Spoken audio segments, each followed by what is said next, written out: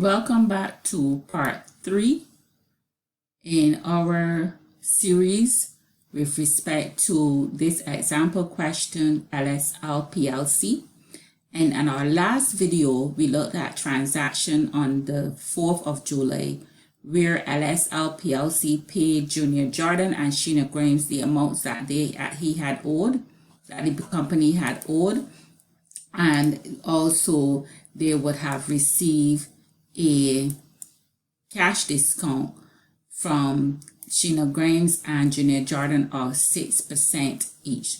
So we would have recorded those transactions in our previous video. So now we're going on to our transaction on the 7th of July, which states bought goods on credit from Sheena Grimes $750, Junior Jordan's $375, and Tremaine Ward $561. So these are credit purchases. So therefore we are going to record these in our purchases journal. So we go to our purchases journal. And again, as I state, we are going to record these transactions here. Here's 2013.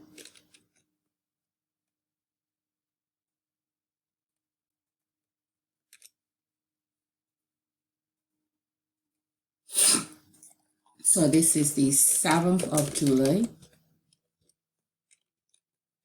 And who they bought the goods from? Sheena Grimes, $750. And you will note that these goods don't have any trade discount. But you must be reminded that if you purchase goods with a trade discount, you must calculate the trade discount first, deduct it from the list price, and record the net value. If you sell goods with a trade discount, you must calculate the trade discount first, and then you would deduct the trade discount from the list price and record the net value as well. So remember that a trade discount is not recorded in any journal nor ledger. The cash discount is recorded, which is a discount received or a discount allowed. That is recorded, but not the trade discount. So let's continue our recording of this transaction on the 7th. So again, on the 7th of July, they bought this from Junior Jordan as well. And those were for $375. And again, on the 7th, all of these transactions occurred on the 7th. They bought from Tremaine Ward for $561. So we have our goods that were bought on credit on the 7th. On the 10th, it states return damaged goods to Sheena Grimes. So we said this was a return outward because Sheena Grimes is a creditor, and we said we will record this in the purchases return journal, or if you want to use return outwards journal, you can say return outwards. The terms are used interchangeably, so you can either say purchases return journal or you can say returns outwards journal. So we will go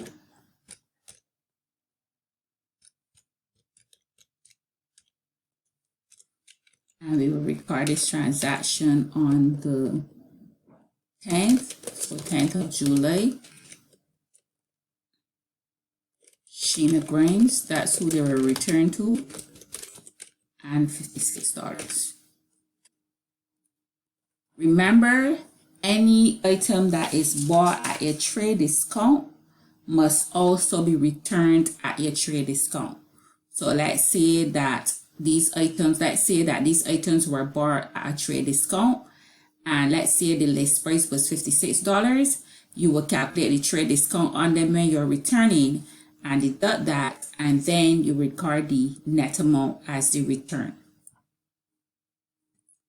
So on the 12th, Sold goods to H. Morris for $8.75 and D. Dope for $12.90. Both paid admitted by check. So we say this is a cash sale. So we are going to record this cash sale, and it is $8.75 and $12.90. So because that we don't need the names of the person, we can record this as one transaction. So we can just say $8.75 plus $12.90.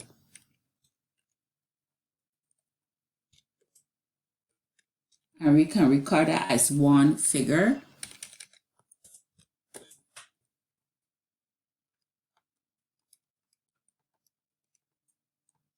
Which is $2,165.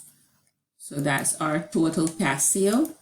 So this is on the 12th, so 12th of July, sales, and they're paid by check, so it's $2,165.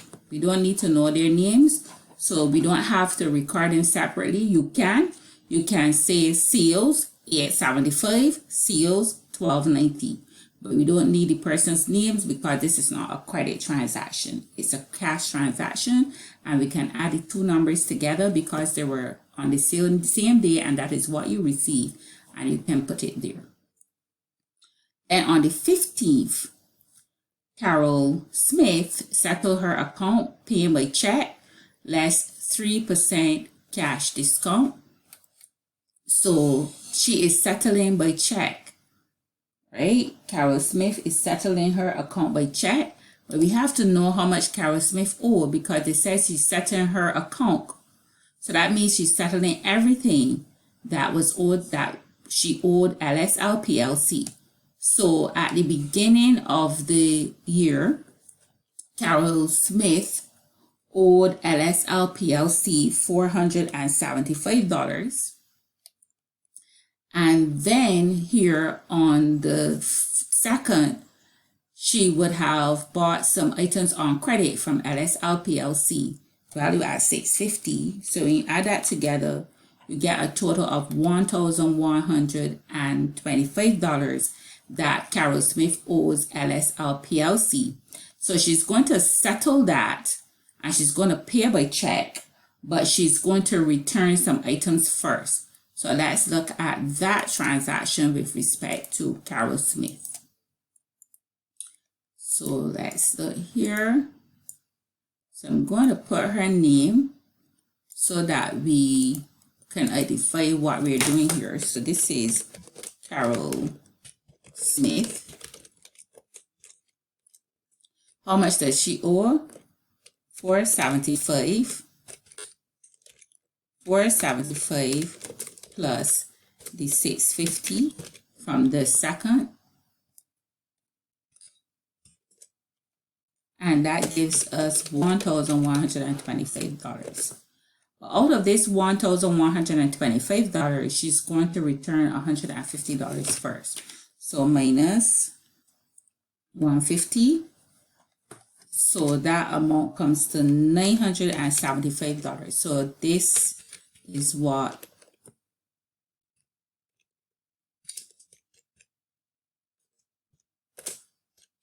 is what she's looking to settle. She's looking to settle this $975, but she is getting a cash discount first. So she's going to get a cash discount.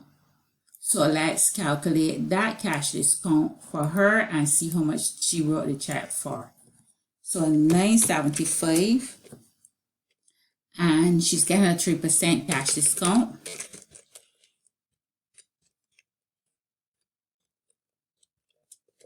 Times 3%.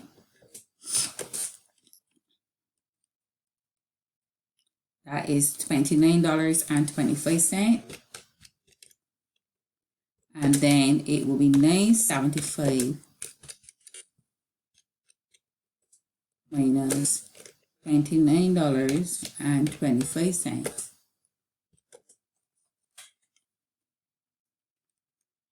which is $945.75. So this is our calculation for Carol Smith. First, to work out how much it is that she actually owed, take out the return and find out how much she's looking to pay, find out the cash discount, and then find out how much the check was written for. So this is on the 15th of July, a little bit complex. So it's Carol Smith. Her cash discount is $29.25.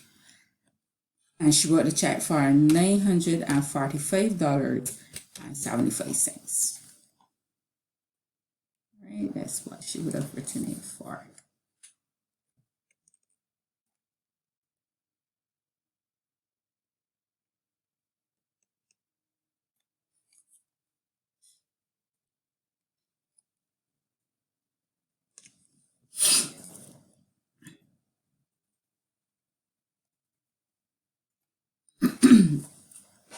So that's the transactions on the 15th. So our next transactions on the 17th.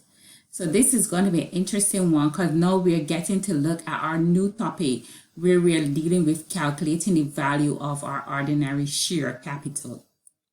So this is on the 17th, and it said issue 4,000 ordinary shares at a price of $1 per share. All funds were sent by check. So the shareholders would have paid their money by issuing checks. They wrote checks to the business for the value of the shares that they received. So what we are going to do, we are going to pause here, and what we are going to do, we are going to come back in our next video, and we are going to be looking at how we are going to calculate the value of our ordinary shares, and we're going to be talking about par value and all of those things we're going to be talking about in our next video. So I want to encourage you at this time to like the video and subscribe to this channel.